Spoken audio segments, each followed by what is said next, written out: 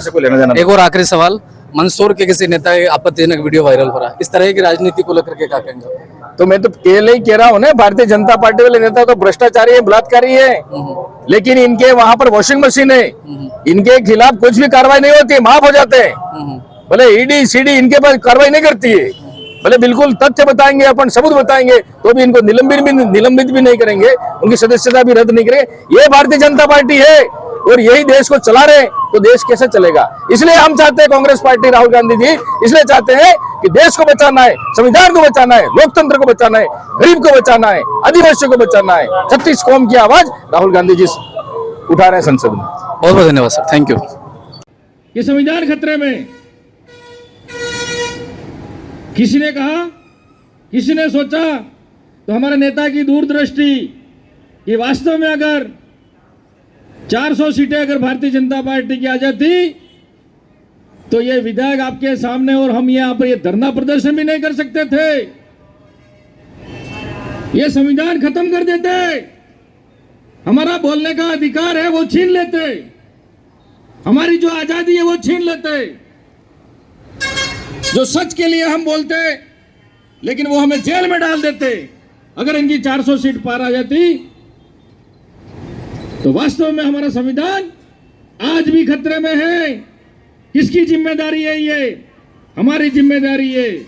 राहुल गांधी जी का साथ दो, गोविंद सिंह जी डोटासरा जी का साथ दो, कांग्रेस का साथ दो। कांग्रेस ही 36 कौम को साथ में लेकर चलेगी, कांग्रेस ही गरीब का भला कर सकती है। इसके अलावा देश में कोई पार्टी गरीब आदिवासी को 36 कौम का भला नहीं कर सकती। डॉक्टर भीमराव अंबेडकर को मैं नमन करना चाहता हूं कि उन्होंने यह संविधान बनाया। आज हम उस संविधान की वजह से आज हम एक जाजम पर बैठे हुए हैं। किसकी वजह से? संविधान की वजह से। अगर यह संविधान नहीं होता तो यहां भी आज जातिवाद होता, ऊंच नीच की भावना होती। आज हम सब एक साथ बैठे हुए हैं, ये कांग्रेस की देन है, ये बाबा साहब भीमराव अंबेडकर की देन है, ये संविधान की देन है। तो हम ऐसा संविधान चाहते हैं कि हमारा देश भाईचारे के साथ रहे। लेकिन ये मोदी जी जब से बैठे हुए हैं, ये भारतीय जनता पार्टी के लोग आज तिरंगा यात्रा निकाल रहे हैं। क्या निकाल रहे हैं? तिरंगा झंडे की यात्रा निकाल रहे हैं।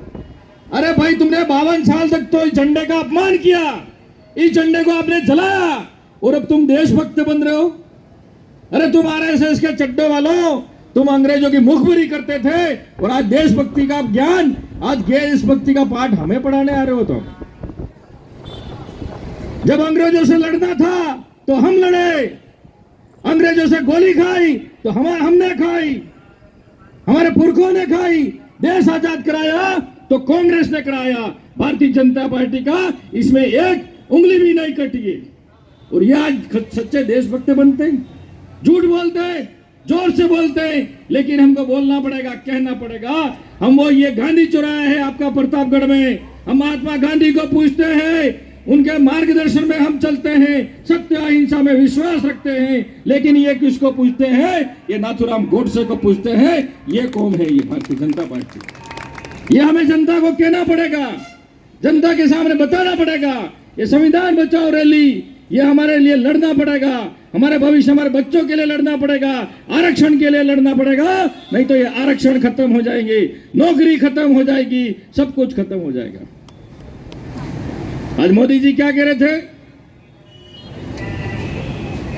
गुजरात मॉडल लागू करेंगे पूरे देश में, एक सिर के बदले 10 सिर लाऊंगा। एक सिर आज तक नहीं आया, नहीं लाओ तो मुझे चौराहे पर फांसी पर लटका देना। तो मोदी जी, अब तक तो कब से आपको लटक जाना चाहिए था। एक सिर भी नहीं आया पाकिस्तान का।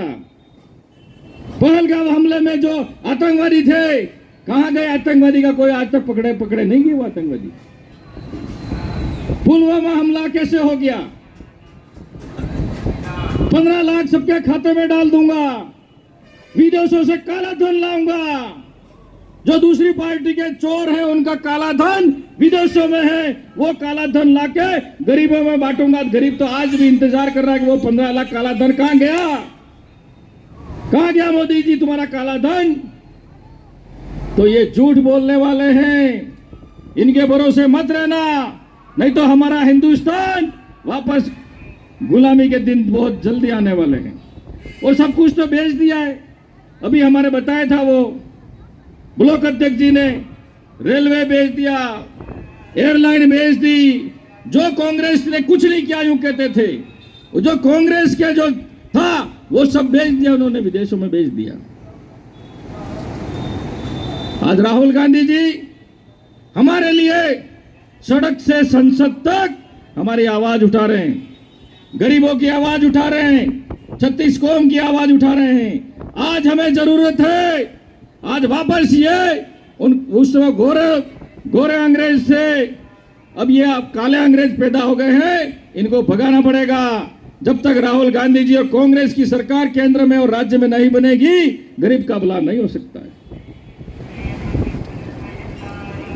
आज पेंशन देने का काम किया कांग्रेस ने किया, 25 लाख तक का निःशुल्क इलाज कांग्रेस ने, हमारे पूर्व मुख्यमंत्री अशोक गहलोत ने दिया, और इन्होंने कम कर दिया, 5 लाख की सीमित कर दिया। पेंशन बढ़ाने का काम किया हमारी सरकार ने किया। अरे जानवरों के लिए भी फ्री इलाज का काम किया कांग्रेस ने किया। इन्होंने क्या क्या एक भी काम किया बताओ? आज 2 साल हो गए, एक ईंट का टुकड़ा नहीं लगाया इन्होंने। जो हमारी घोषणा थी, हमारे काम थे, वो खाली नाम बदल रहे हैं और उद्घाटन करने जा रहे हैं। भारतीय जनता पार्टी ने एक कोई पैसे का काम नहीं किया है इन 2 साल में। खाली हिंदू मुस्लिम चुनाव आएंगे तो हिंदू और मुस्लिम का दंगा कराएंगे, इधर भाई भाई को लड़ाएंगे, एक दूसरे में फूट डालेंगे, राज करो ये नीति अपनाएंगे। लेकिन हमारे युवा साथियों, प्रतापगढ़ में काफी काम कराया है हमारे पूर्व विधायक रामलाल जी ने, जो वर्षों से काम नहीं हुए वो इन्होंने काम कराए। आज इनके यहाँ पर मंत्री है, लेकिन एक भी काम कराया देख लो आप, पता पड़ेगा आपको। आप जनता परेशान है, नरेगा में मजदूरी नहीं मिल रही है, और नरेगा से हमारे यहाँ आदिवासी और जो गरीब लोग 36 कौम के रहते हैं, उस नरेगा से घर चलता है। तेल मिर्ची साबुन आटा उसे चलता है, और आज नरेगा बंद करने के फिराक में है। लेकिन ये नरेगा कांग्रेस ने चालू की, कांग्रेस की देन है, सोनिया गांधी जी की देन है, हमारे पूर्व प्रधानमंत्री मनमोहन सिंह जी की देन है। तो आज हमें रोजगार मिल रहा है 100 दिन का, उनकी कांग्रेस की देन है।